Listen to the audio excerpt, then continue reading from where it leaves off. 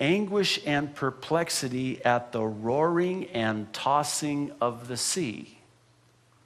Men will faint from terror, apprehensive of what is coming on the world, for the heavenly bodies will be shaken. At that time, verse 27, they will see the Son of Man coming in a cloud with power and great glory. This speaks of the second coming. Now, verse 28 is a verse I'm sure you're familiar with if you've been coming here for any length of period of time. It's one of my favorite verses of all time, because Jesus then in that context goes on to say, when these things begin, keyword, to take place, stand up and lift up your heads, because your redemption draweth near, or nigh. Did you catch that?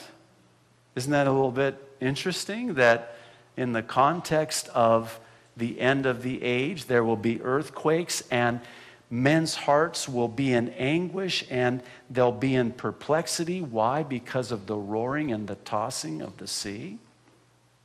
It's thought that what Jesus is describing here is what will come upon the world prior to his second coming. Now, I want to draw a distinction here, and we'll talk about this more in just a moment, but it's interesting that the second coming and the rapture, two separate events, are separated by the 7-year tribulation. Oh, here he goes again on the whole pre-tribulation rapture thing. Okay, already, we got it. Well, not so fast. See, I think it's incumbent upon us, especially now, in light of recent events prophetically that have taken place, that we know not only what we believe, but we know why we believe what we believe.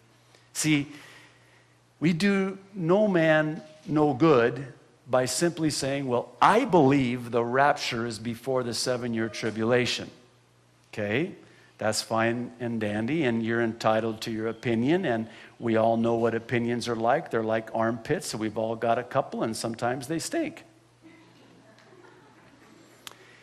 When you add to that the why behind the what, then you give them a reason and you give them an answer to every man of that hope that lies within you. It's not just a crutch or an escape that you believe in the pre-tribulation rapture. And I know many of you have come under fire, if I can say it like that, from well-meaning Christians who have challenged you on your pre-tribulation rapture belief, as if to say that, well, you just want to escape. To which I always like to respond, yeah, you want to be here? Be my guest. See ya. Wouldn't want to be ya. I've had heated debates with mid-tribulation, or they call them pre-wrath, which is just another name for mid-trib rapture believers who believe that the rapture will come pre-wrath, which is the last half of the 7-year tribulation. And I think that theology is worse. That teaching is false as false can be. And so I've just, had heated debates with these believers, these well-intentioned believers. Some are pastors. And I've simply said to them, well, I guess in Hawaii you would say it like this: Bombay. Bombay, you learn. You'll figure it out. I'll just, hey, told you so. See you in 3.5 years, brah. No, that's really cruel. Don't do that, by the way, if you... Maybe I'm being a little over silly because I want to really drive this point home. And here's why. If you, again, place the rapture of the church anywhere but at the beginning of the tribulation, then you need to tear out Luke's gospel, the page, Luke chapter 21 in your Bible. Oh, tear out Matthew 24 and 25 too. Oh, and while you're at it, you'll need to go to Thessalonians. You'll need to go to pretty much about a third of your Bible, and even in the Old Testament, and just get rid of it. Because you cannot keep it in your Bible, and hold to a pre-tribulation rapture belief. I know that's strong, but it needs to be. It needs to be. Now, if you were here Thursday night, you were treated to what is perhaps one of the most fascinating studies in all of the Bible. We're in Leviticus 23. Some of you are looking at me like, fascinating? Leviticus?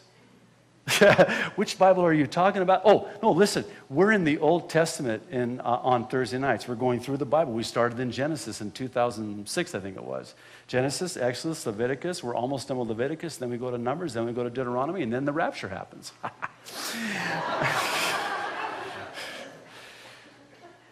Leviticus 23 is about the 7 feasts of Israel. The 7 feasts of Israel. What's so exciting and fascinating about that?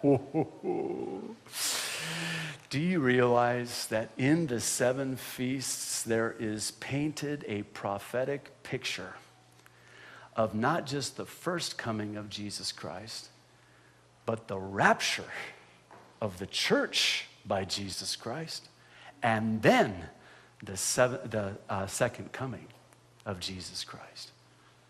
Now, what if I told you that in the 7 feasts, and of all places, Leviticus chapter 23, you have a pre-tribulation rapture?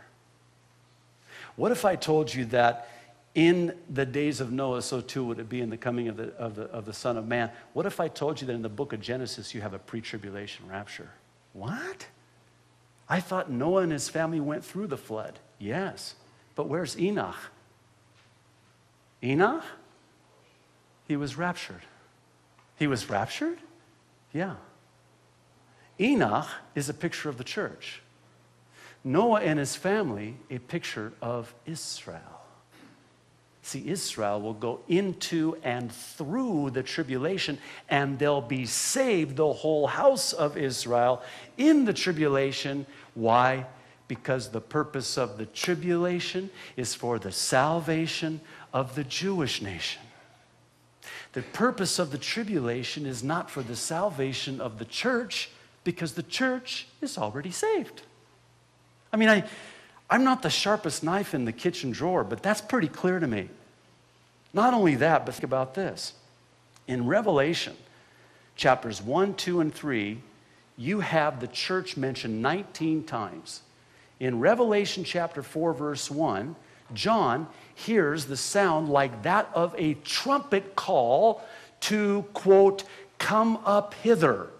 He is raptured up, future tense, prophetically taken up in chapter 4, verse 1, and you never see the church again from chapter 4 all the way through to chapter 22. In fact, chapters 6 through 19 of the book of Revelation are all about the 7-year tribulation. The word church is not found one time in chapters 6 through 19. Why is the word church not found in chapters 6 through 19 in the book of Revelation, which is all about the tribulation? Because the church isn't in the tribulation. One other thought, and then we'll try to move on here. It's the time of Jacob's trouble. The 7-year tribulation is also called the time of Jacob's trouble. Who was Jacob? Remember Jacob? Abraham, Isaac, and Jacob? Well, God changed Jacob's name. What did he change Jacob's name to? Israel. He had 12 sons. They would become the 12 tribes of Israel. Now, it's the time of Jacob, a.k.a. Israel's trouble. That's the 70th week of Daniel that is yet future to come to pass. Well, Pastor J.D., why are you telling us all of this? I mean, come on, you're beating a dead horse here. We already know this. Well, okay, that's fine, but do you know why you already know this? Do you know why you believe this, and why it's important that you know why you believe this? Because here's why. Tomorrow you're going to go to work, and you're going to be talking to a coworker about the tsunami.